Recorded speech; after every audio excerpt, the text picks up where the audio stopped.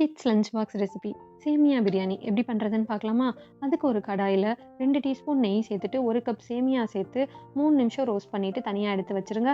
அதே கடாயில 2 டீஸ்பூன் எண்ணெய், நெய் சேர்த்துட்டு, பட்டை, கிராம்பு, ஏலக்காய், முந்திரி பருப்பு சேர்த்துக்கோங்க. ஒரு வெங்காயம், ஒரு பச்சை மிளகாய் சேர்த்துட்டு, வெங்காயம் கொஞ்சம் வதங்கினதும் 1 டீஸ்பூன் இஞ்சி பூண்டு பேஸ்ட் சேர்த்து நல்லா வதக்கிருங்க. வதங்கினதும் இதில் ஒரு தக்காளி சேர்த்துக்கோங்க. உங்களுக்கு பிடிச்ச காய்கறி நீங்கள் சேர்த்துக்கலாம். நான் கேரட், உருளைக்கிழங்கு, பீன்ஸ் சேர்த்துக்கிறேன். கொஞ்சமாக கொத்தமல்லி, புதினா தழை சேர்த்துட்டு தேவையான அளவு கல்லுப்பு ஆட் பண்ணிக்கோங்க. எல்லாத்தையும் நல்லா வதக்கிடுங்க. கொஞ்சமாக தண்ணி ஆட் பண்ணி காய்கறியை வேக வச்சுருங்க. நல்லா வெந்ததும் இதில் கொஞ்சமாக மஞ்சள் தூள், 1/4 டீஸ்பூன் மிளகாய் தூள், 1 டீஸ்பூன் பிரியாணி மசாலா சேர்த்துட்டு வதக்கிடுங்க. 3 டீஸ்பூன் தயிர் சேர்த்துட்டு மசாலா எல்லாம் வதங்கினதும் 1 கப் சேமியாவுக்கு 1 1/2 கப் தண்ணி சேர்த்துக்கோங்க. தண்ணி அதிகமாக சேர்த்துறாதீங்க, சேமியா குழஞ்சிரும். கொதிக்கும்போது உப்பு பார்த்துக்கோங்க. வறுத்த சேமியாவை அதில் சேர்த்துட்டு லோ ஃப்ளேமில் குக் பண்ணிக்கோங்க.